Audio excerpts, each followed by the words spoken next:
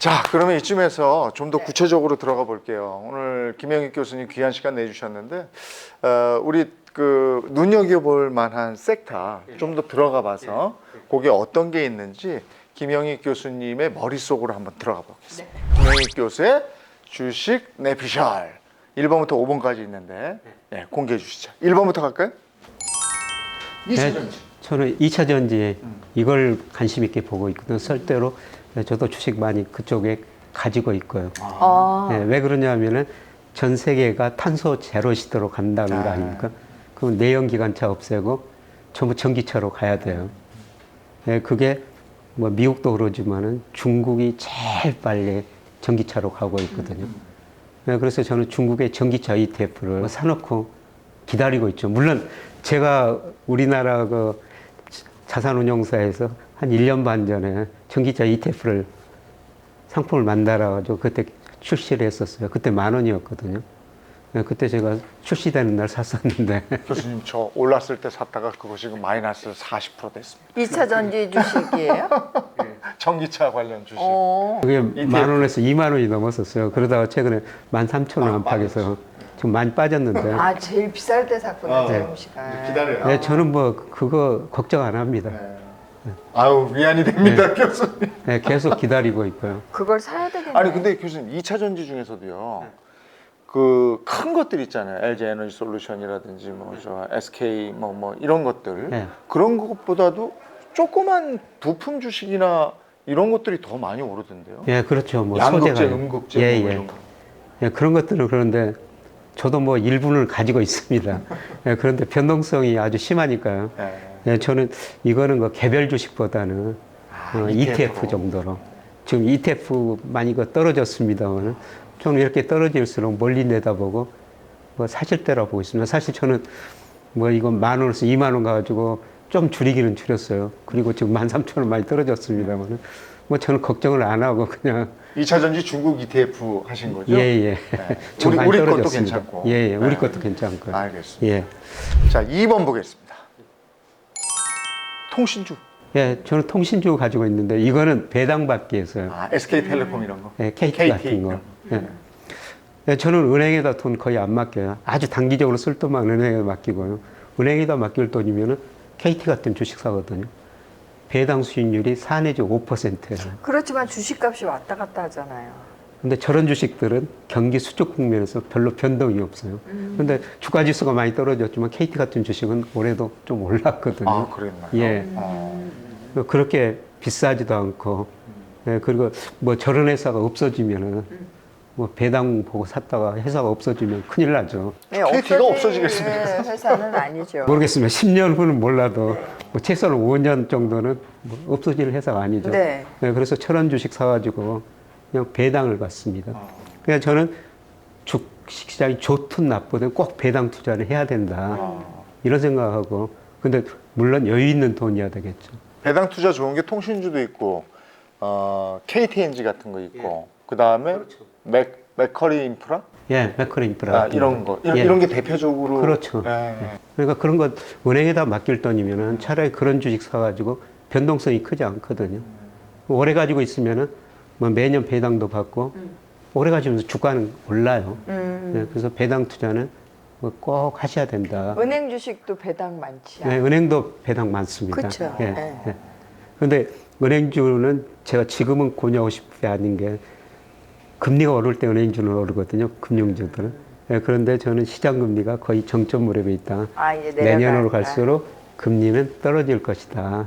예, 그러면은 은행의 금리 수익이 좀 줄어들거든요.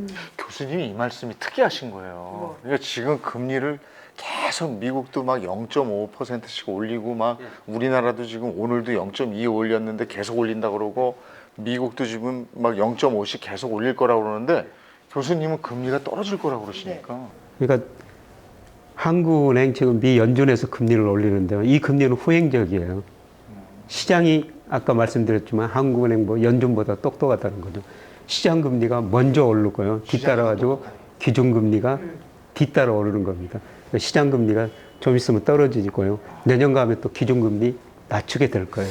알겠습니다. 예. 낙도 두 매 얘기니까 지금. 네.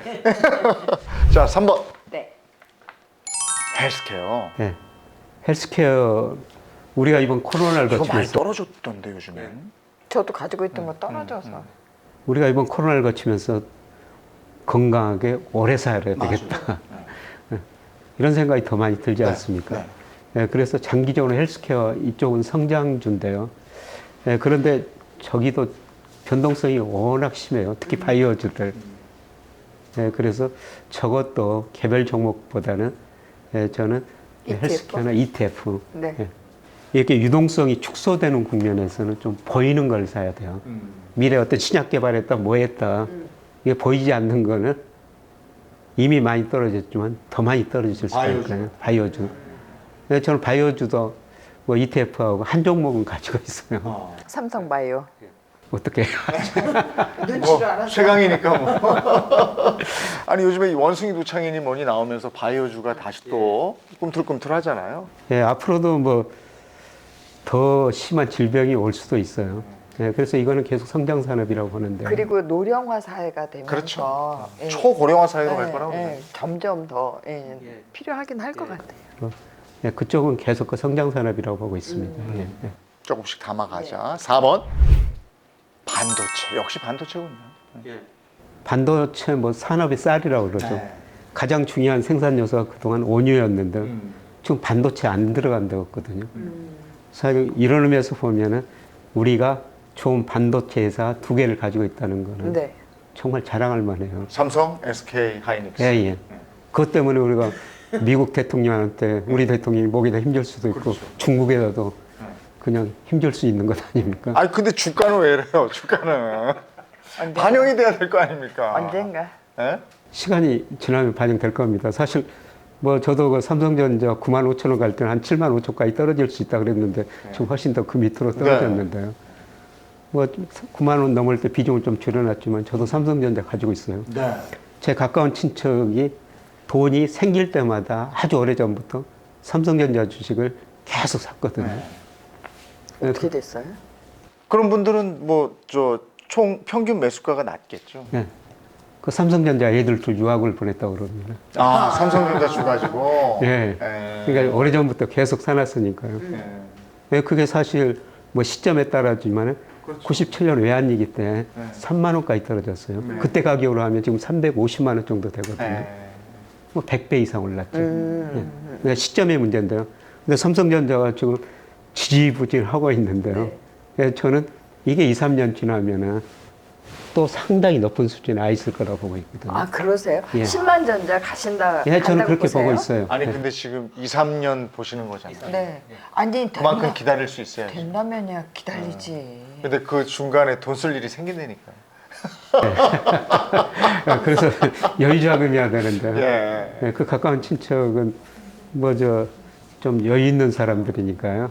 예, 그래서 그냥 돈이 생길 때만 삼성전자 사놓고 기다리는 거죠. 저는 이런 시기에 내년 상반기 이번에 한번 반등했다 내년 상반기에 더 떨어질 수가 있어요. 내년 상반기 아마 심각한 경기 침체가 올 수가 있으니까.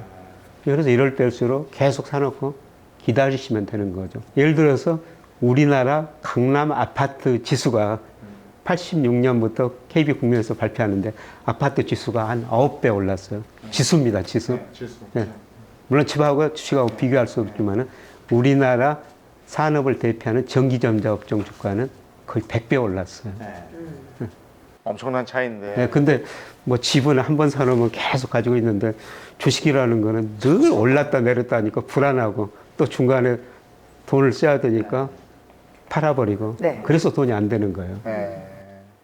요즘 같은 때는 어때요? 장기 투자보다도 단기로 좀 이렇게 수익을 단기에 자꾸 관심을 가지시는데 잘 모르면 하면 안 되겠죠? 예, 단기로는 안 하시는 게 사실 좋습니다. 예, 제가 3분기까지 한 2,900까지 반등할 수 있다 이런 말씀을 드렸는데 본다고 하셨어요. 예, 그런데 또 2,900 가면은 굉장히 낙관적인 분위기가 형성될 겁니다. 그럴까요? 예. 그럼 못 팔아요. 그럴 때 못 팔죠. 네. 예. 그때 좀 팔으셔야 되는데. 그러다 이제 떨어지면 네. 이닝 울죠 또. 예. 몇 번을 그렇습니다. 겪잖아, 몇 번을. 아. 그리고 자, 반도체 나왔고 5번. 조선. 좀 아까 그 탄소 제로 때문에 네. 우리가 전기차로 다 가야 된다고 그러잖아요. 그건 해상에서도 마찬가지예요. 지금 그 해상에서도 배들이 많이 돌아다니고 있는데 배 만드는 회사죠, 조선은. 예. 그러니까. 예. 그거 매연이 심각하거든요. 그것도 이제 세계가 다시 전기자동차로 매연 없는 배로 바꿔야 된다. 전 세계가 이렇게 가고 있어요. 그래서 배도 많이 바꿔야 될 겁니다. 네. 예, 그런데 그런 배를 우리나라 조선회사들이 아주 잘 만들고 있다는 거죠. 예, 뭐 현대중공업, 그래서 현대미포조선 이런 것들이 세계에서 제일 잘 만든다는 겁니다. 뭐 이런 회사들 보니까 좀 돈 많이 벌고 있더라고요. 이미 주가가 좀 올리긴 올랐죠. 많이 올랐다가 많이 최근에 또 올랐죠. 많이 떨어졌었어요. 지금 더 떨어졌어요. 예. 그거는 저 러시아, 우크라이나 전쟁 때문에 특히 어떤 조선회사는 러시아한테 배를 팔기로 지금 다 만들어놨는데 네. 러시아가 지금 못 가지고 그렇죠, 있습니다. 그렇죠. 전쟁이 끝나야지. 예, 예. 그래서 전쟁만 끝나고 러시아 문제만 해결되면요. 아마 이런 조선주들이 우리나라가 아주 경쟁력을 가지고 있기 때문에 예, 괜찮을 것 같습니다. 내피셜에는 안 나왔지만 지금 원전주는 어때요? 근데 원전에 대한 얘기는 계속 나오는데 주가에 반영이 또 안 되더라고요. 저는 뭐 그거는 일시적으로 오를지 모르지만 전 세계가 원전보다는 풍력이나 태양광 쪽으로 장기적으로 에너지가 그쪽으로 가고 있거든요. 그래서 그거는 뭐 장기적으로 바람직하지 않다. 그렇게 생각되고요. 차라리 저는 그냥 곡물 ETF. 곡물. 예. 예, 저는 뭐 주식 투자를 장기 추세로 보고 추세를 한다. 곡물 ETF 저 지금 가지고 있는데 그것도 한 1년 반 가지고 있는데요. 많이 올랐어요. 곡물 ETF 중에 제일 믿음직한 거. 3대 곡물 ETF라고 있습니다. 3대 네. 곡물 ETF요? 예. 우리 거? 예, 우리나라에서 우리 이름이 자산운용사들. 3대 곡물 ETF. 예, 예. 근데 지금 많이 올라가지고 떨어졌는데. 많이 올랐어요? 예, 그런데 요새 제가 뭐 주말마다 저는 강화도에 가서 농사 일을 하거든요. 근데 올해 걱정이 되는 게 두 가지입니다. 꿀벌이 한 마리도 못 봤어요. 아, 맞아. 그 얘기 들었어요. 예. 그럼 그러다 어떻게 보니까 되는 거예요? 저희 앵두도 덜 열고 복숭아도 덜 열고 과일이. 그리고 너무 가물어요. 비가 안 와가지고 정말 걱정이 많이 됩니다. 네. 미국도 그렇고. 예. 그렇게 되면은 곡물 가격이 생산량이 줄어들 치솟을 수밖에 없잖아요. 없네요. 이게 식량이 무기화된다더니 진짜 그렇겠어요. 예, 장기적으로 제가 기후변화 때문에 이런 곡물 ETF를 샀는데요. 올해 저는 뭐 일하면서 야, 올해는 또 심각해지겠구나 이런 생각마저 들거든요. 더 심각해. 예. 그리고 지금 러시아 우크라이나 전쟁하고 있지 않습니까? 파종을 못했다. 파종을 못한. 물론 러시아 우크라이나가 파종 못하니까요. 곡물 가격이 오르겠다 그래가지고 미국하고 브라질 같은 나라에서는 지금 파종을 늘리고 있다는 겁니다. 예, 그게 어느 정도 안충작용을 해줄 수는 있을 텐데요. 근데 장기적으로 보면 이런 기후변화 생각하면은 저는 곡물 가격은 계속 오를 수밖에 없다. 예. 그래서 이런 것들도 뭐 사놓고 뭐 오래 지금 물론 굉장히 많이 올랐어요. 예, 그렇더라도 저는 뭐 장기적으로 보면은 더 오를 것이다. 저희 시청자분들이 교수님께서 또 오늘 나와주신다고 그래서 질문을 해왔습니다. 네, 몇 궁금하신 가지만. 거 많을 거예요. 네. 양정수님이 질문 보내왔습니다. 블록체인과 NFT, 메타버스 등의 디지털 자산에 대한 투자는 어떻게 하면 좋을지 물어봐 왔는데. 저거 블록체인 지금 저 코인 같은 거는 뭐 완전히 야 무서워요. 지금 전 세계적으로 미국이 유동성을 축소하니까 유동성 축소에서는 모든 자산 가격이 다 떨어질 수밖에 없어요. 그리고 보이지 않는 거는 본질 가치가 없는 거는 사라지죠.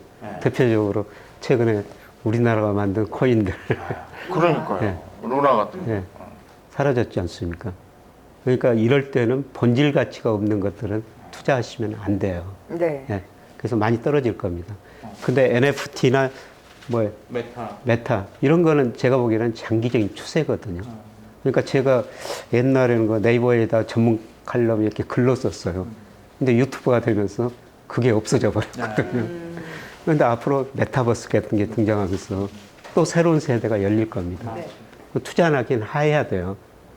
그런데 이 초기에는 많은 기업들이 있는데 어떤 기업이 살아남을지 알 수가 없거든요. 그러니까 이럴 때는 역시 그냥 ETF. 자, 열흘 남아 이 팀장님이 남긴 질문인데요. 50대 초반 중소기업에 다니는 가장입니다. 애들이 대학생이고 10년 정도 근무할 수 있을 것 같은데 현재 가진 약간의 목돈과 월급으로 어떻게 투자를 해서 10년 후 은퇴할 수 있을지 궁금합니다. 라고 하셨는데 은퇴를 대비한 투자 어떤 방법이 있을까요? 제가 58년 개띠인데요. 아, 그러세요?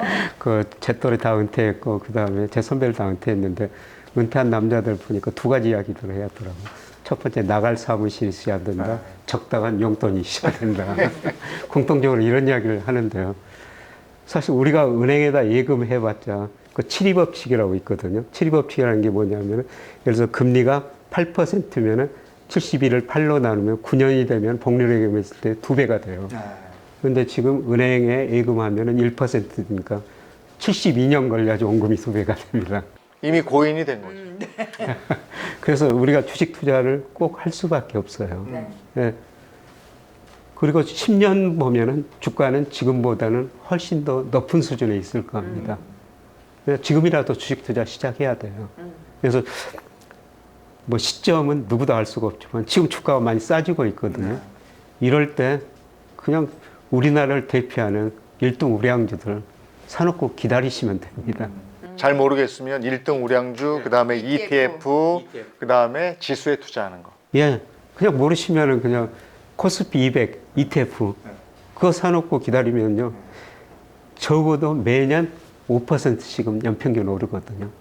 은행 이자 1% 따지면은 매년 5% 이게 복리로 따지면은 아유, 크죠. 예, 굉장히 크거든요. 10년 후면은 굉장히 많은 돈이 돼 있을 거예요.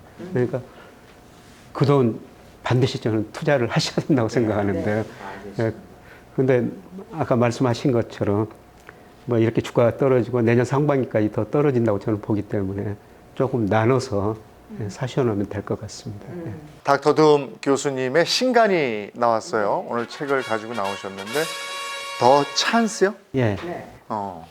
책 소개 좀 부탁드릴게요. 예. 이 책이 이제 2008년, 2020년 글로벌 금융위기를 겪으면서 전 세계가 돈을 많이 풀어가지고 경기도 빨리 회복되고 부채가 굉장히 많이 증가했어요. 그 다음에 자산가의 거품이 붕괴됐거든요. 거품이 생겼죠. 네. 그게 이제 부채 문제가 드러나고 자산가의 거품이 붕괴되면서 전 세계 경제가 아마 내년쯤 굉장히 어려워질 걸 보고 있습니다. 이게 겁나 죽겠어요. 교수님 어디 나오실 때마다 내년에 어렵다, 내년에 어렵다 그러니까. 그러면 그때가 우리가 찬스라고 기회죠, 기회. 찬스다. 근데 우리가 대비를 하고 있어야 되죠. 그러니까 역사적으로 보면은 장기적으로 자산 가격도 오르고 경제도 성장합니다. 중간중간 위기가 있었어요. 예를 들어 우리 97년 외환위기, 2000년 IT 거품 붕괴, 그 다음에 2008년 미국 글로벌 금융위기, 2020년 코로나 경제위기. 이 위기를 미리서 예측하고 대응하면 더 좋죠. 근데 부자들 보면은 위기 때 현금이 있고요. 용기가 있습니다. 우리가 또 자산가격이 떨어지면은 무서워서 못 사거든요. 근데 자기가 있는 현금, 그 다음에 은행에서 돈 빌려가지고 더 투자를 하죠. 위기가 왔을 때마다 부가 한 단계씩 늘어납니다. 저는 그런 시기가 뭐 아마 내년에 한번 올 것이다. 네. 예. 네. 우리 셀코TV 구독자 여러분들 중에요. 좋아요, 구독, 그리고 댓글, 김영희 교수님의 영상 본 소감 이렇게 남겨주시면요. 추첨을 통해서 김영희 교수님의 신간, 더 찬스 선물로 보내드리도록 하겠습니다. 네.